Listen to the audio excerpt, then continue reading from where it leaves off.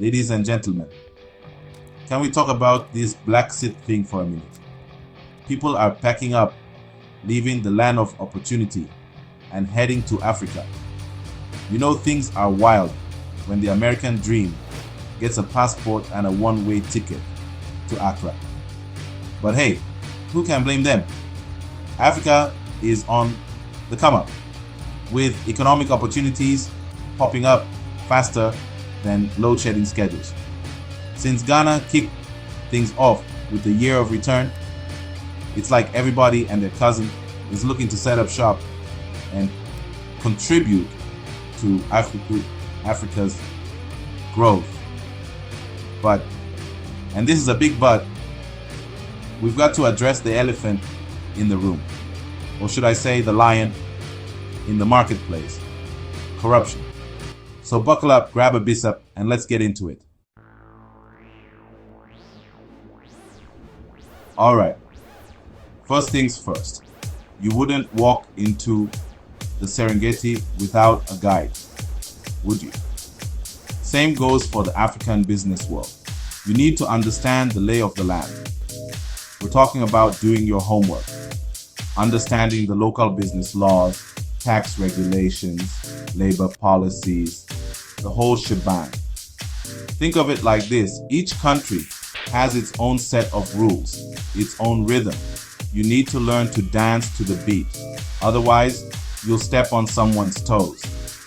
Get yourself a good local attorney, someone who knows the ins and outs, the loopholes and the landmines, and an accountant who can make sure your money is doing the tango, not the electric slide. And don't forget about those bilateral agreements between the US and African nations. They can offer some serious legal protection and trade advantages. It's like having a VIP pass at a very exclusive club. So, you've got your legal ducks in a row. Now it's time to build your business empire. But remember, we're in the African savannah, so you're gonna need a structure that can withstand a stampede or two. One option: incorporate offshore. Set up shop in a jurisdiction known for its legal stability and transparency. Then you can operate a subsidiary in the African country where you want to do business. If you're thinking of partnering up with local businesses, choose wisely. Look for companies with a solid reputation, those known for their ethical practices. And if you really want to solidify your presence, consider registering with international organizations like the American Chamber of Commerce or the US Commercial Service. It's like having a respected elder vouching for you. It adds credibility and shows you're serious about doing business the right way. Okay, real talk time.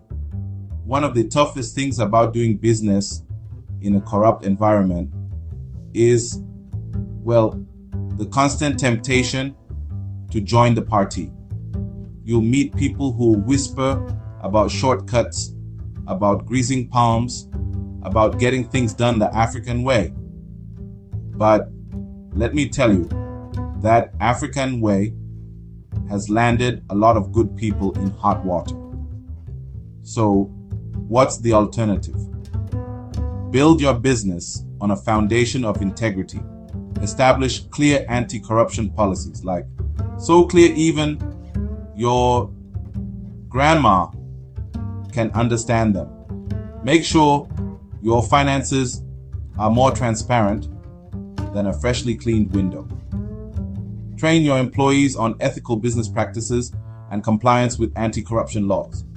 Remember, doing the right thing might not always be the easiest path, but it's always the best one in the long run. Here's the thing about Africa. Relationships matter. They matter more than a good Wi-Fi connection in a power outage. Building a strong local and international network is crucial. And I'm not just talking about adding people on LinkedIn and calling it a day. Engage with the US Embassy. They can be a gold mine of information and support. Join local business councils. Rub shoulders with the movers and shakers. And don't forget about international organizations like the World Bank and Transparency International. They're doing some amazing work in promoting good governance and fighting corruption. But most importantly, get out there and network.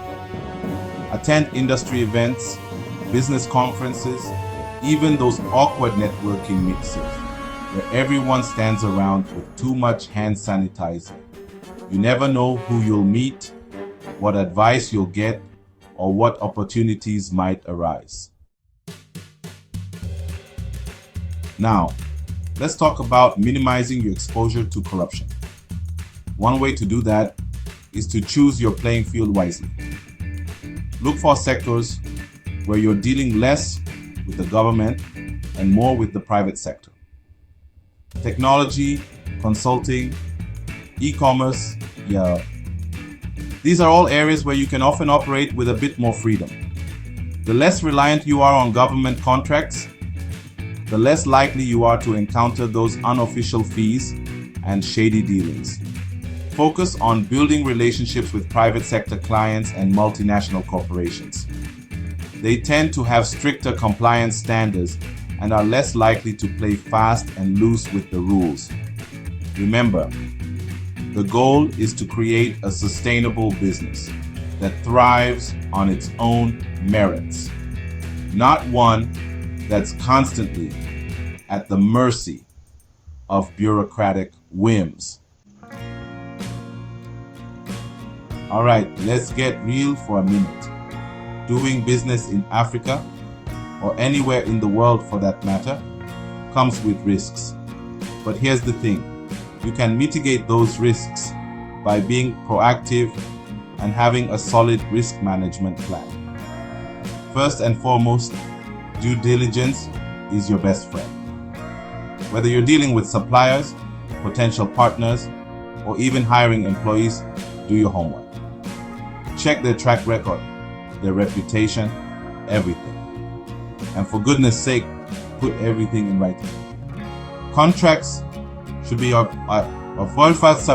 Bible, and make sure they include clauses for international arbitration in case things go south. And because sometimes even the best laid plans can go awry, consider investing in political risk insurance. Organizations like the US International Development Finance Corporation, DFC, and the World Bank offer policies that can protect your business from political instability, government interference, and even things like expropriation. Here's some good news for all you American entrepreneurs out there. Uncle Sam has your back. Well, sort of. The US government has a whole bunch of agencies and programs designed to support American businesses operating abroad. We're talking about places like the US Export-Import Bank, XIM, the Overseas Private Investment Corporation, OPIC, and even the African Development Bank. These institutions offer everything from financing to trade protection, and they can be invaluable resources for navigating the complexities of the African business world. So, do your research, reach out to these organizations, and see how they can help you achieve your entrepreneurial dreams. Look, Africa is changing. It's a continent bursting with potential, full of opportunities waiting to be seized. And more Americans are realizing that the African dream is within reach. But let's be real. Operating in a region with corruption challenges requires more than just a good business plan. It requires diligence, strategic planning, and an unwavering commitment to ethical practices. By understanding the legal landscape, building strong networks, and maintaining transparency, you can build a successful business that not only benefits you, but also contributes to Africa's economic transformation. It's about building bridges, fostering understanding, and creating a brighter future for everyone. So, to all the dreamers, the risk takers, the entrepreneurs ready to answer Africa's call, I say this: come on in, the water is fine, but just remember, pack your integrity, your ethical compass, and maybe a really good mosquito net.